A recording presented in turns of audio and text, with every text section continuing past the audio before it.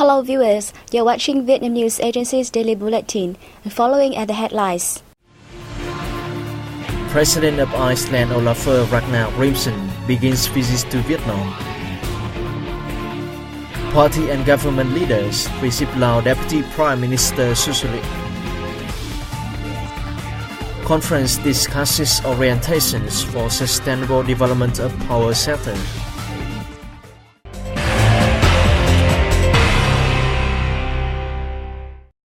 President of Iceland, Ólafur Ragnar Grímsson, is on an official visit to Vietnam.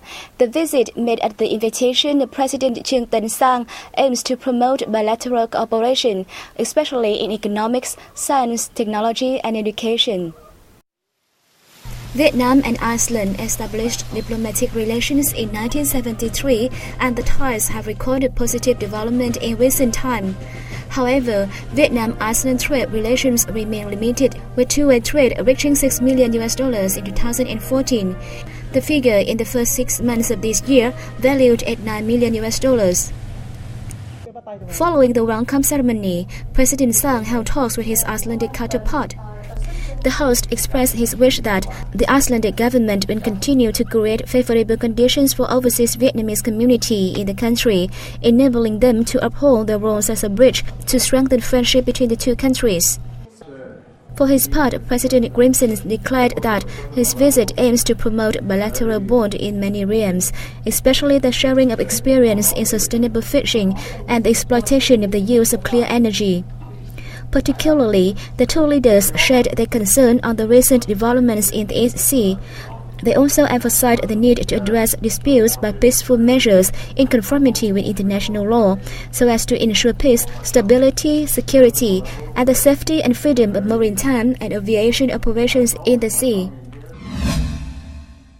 Also on November 4th, Party General Secretary Nguyễn Phú Trọng met with Icelandic President Ólafur Ragnar Grímsson. The party leader spoke highly of the outcomes of talks between the Icelandic president and President Trương Tấn Sang, as well as a range of consensus reached during his visit. As both sides have supplementary potentials, the host wished for boosting multifaceted bilateral cooperation, especially in the fields of trade, investment, education, training, energy, and environment. Grímsson said the visit affords him a chance to witness Vietnam's transformation from a war-torn into a peaceful and developing country. He stressed that the Icelandic government wants to nurture trade investment and education training ties with Vietnam and stands ready to share its experience in the fields of strength, including environment, sustainable aquaculture, and clean energy.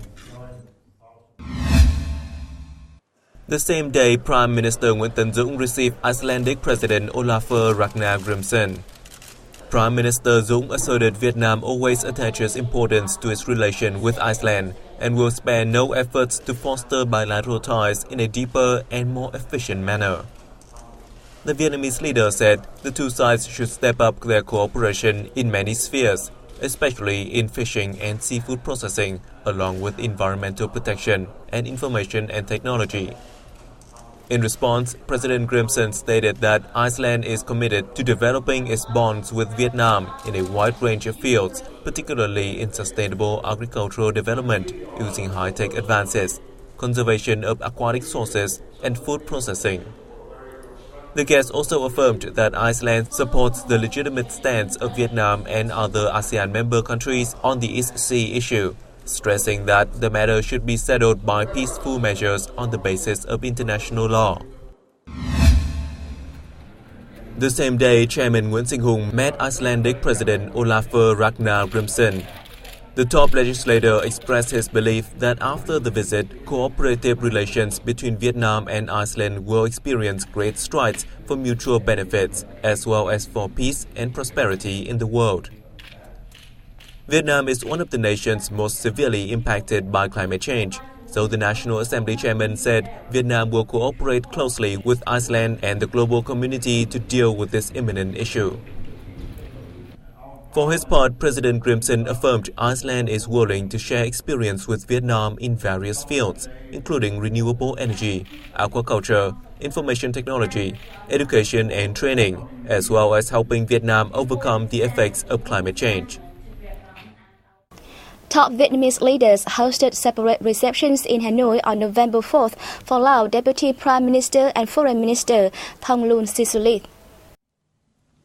At the meeting with the Laos official, Party General Secretary Nguyễn Phú Trọng spoke highly of the collaboration between the two governments, as well as the efforts of the two countries' ministries, agencies and localities, especially the foreign ministries, in implementing joint agreements.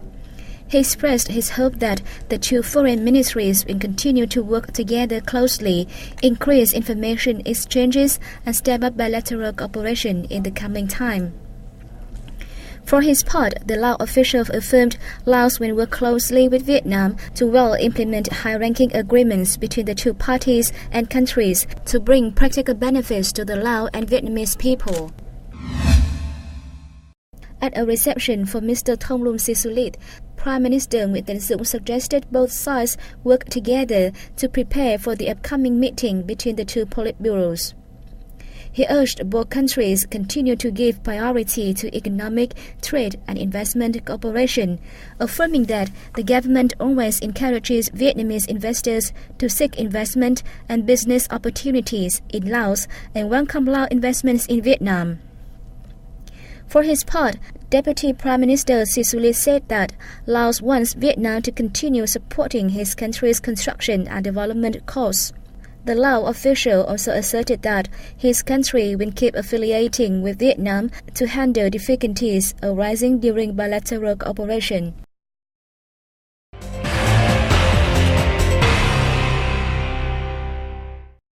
Deputy Prime Minister Nguyễn Xuân Phúc met with Peng Kinh-hua, Secretary of the Party Committee of China's Guangxi-Zhuang Autonomous Region in Hanoi on November 4th. More details in the following report. At the meeting, Deputy Prime Minister Phúc expressed his wish that the two sides will continue to boost cooperation, especially between border provinces, so as to promote the Vietnam-China Comprehensive Strategic Cooperative Partnership. The Deputy Prime Minister also asked Guangxi region to work closely with Vietnamese localities to implement perceptions of senior leaders of the two countries and trade documents on the Vietnam-China land border.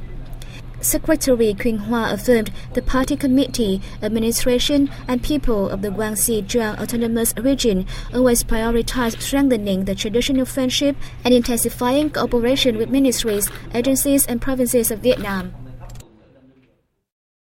Air Chief Marshal Sir Stuart Peach, Vice Chief of the Defence Staff of the UK, is paying a working visit to Vietnam from November 3rd to 5th to boost defence cooperation between the two countries. Meeting with the British officer, Deputy Prime Minister and Foreign Minister Phạm Bình Minh noted with pleasure the fine bilateral cooperation in politics, diplomacy, economics, education and training, as well as defence. The Deputy Prime Minister also spoke highly of the opening of Defence Attaché Office in respective country. Air Chief Marshal Sir Stuart Peach said the two countries need to fully tap huge potential for stronger defence cooperation in the coming time. He said the UK Defence Ministry will continue to cooperate closely with the Foreign and Defence Ministries of Vietnam to foster the bilateral strategic partnership. The French monitoring frigate Vendémiaire docked at Tiên Sa port in the central coastal city of Da Nang on November 4th, beginning its 5-day visit to Vietnam. The ship crew of 99 officers and sailors, led by Captain Daniel Lopez, is scheduled to meet leaders of the Municipal People's Committee and the Military Command and the High Command of Navy Zone 3. They will also participate in joint training activities and a friendly volleyball match with Vietnamese counterparts, as well as visit several historic sites in the region. As part of the defense cooperation plan signed between Vietnam and France in 2015, the visit is expected to enhance the bilateral defense ties in line with the two countries' policy to promote the bilateral strategic partnership. Challenges and difficulties facing Vietnam's agriculture sector and farmers in the context of integration were the focus of discussions at the forum in Hanoi on November 4th. More details coming up next. Participants held that when joining the Trans-Pacific Partnership Agreement, Vietnam's agricultural sector will only have the advantage over the South American market, as its farm produce shift to other TPP member countries have already enjoyed tariff incentives as the nearly lowest level. Meanwhile, the agricultural sector has not yet developed high-quality and strategic products. Agricultural production is still fragmented, while productivity remains low. Therefore, experts suggest building large-scale farms and getting them involved into the sectorial value chain. Forum attendees also urged for the establishment of cooperatives for farmers and a system of input providers, processors, and distributors. They said that training farmers professionally and boosting investment in the research of high-tech applications are needed to facilitate the country's agricultural restructuring.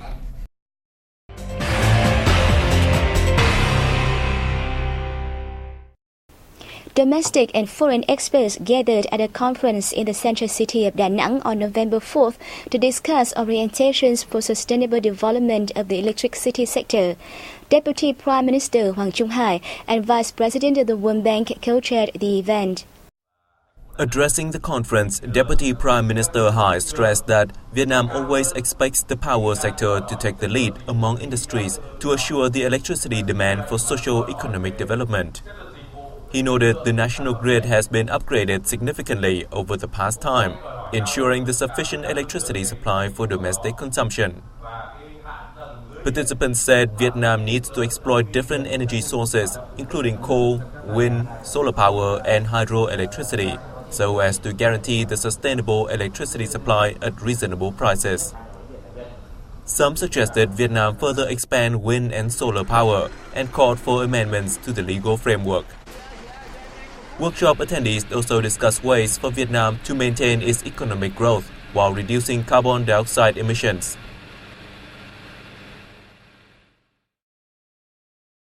A Vietnamese delegation is attending the 38th section of the United Nations Educational, Scientific and Cultural Organization General Conference that kicked off in Paris, France on November 3rd.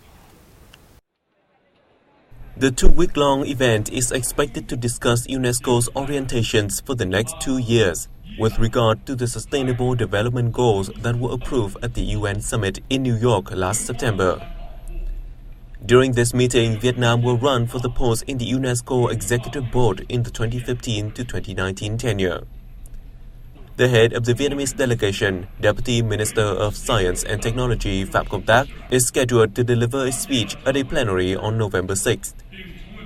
At the session, Vietnam will introduce its gender equality education program being implemented at universities nationwide, propose establishing a gender equality education network in the world, and submit to the General Conference several documents related to Vietnamese cultural heritage. A string of Vietnamese cultural extravaganza will take place during Vietnam Cultural Heritage Week 2015, held at the National Village for Ethnic Culture and Tourism in Sơn Tây Town, Đồng Mô, Hà Nội. Around 280 artists will deliver performances on the themes of national solidarity and tangible and intangible heritages across the country. The event will run from November 15 to November 23rd. It aims to honor the cultural identities of 54 ethnic groups and will draw the participation of Thai, Khmer Mu, Taoi, Cham, Mơ-nông, Sán Chày, and Khmer ethnic minorities, among others. Traditional ceremonies and festivals will be reenacted during the event. 100 photos on the lotus symbol in Vietnamese culture will be displayed, depicting daily life, Buddhism, streets, cuisine, and áo dài. In addition, a lotus space will be arranged in the village. Hundreds of travel agents will also attend the week to popularize and promote tourism at the village, which sees 250,000 visitors every year. The village is making efforts to fine-tune its tourism products and lure in more visitors.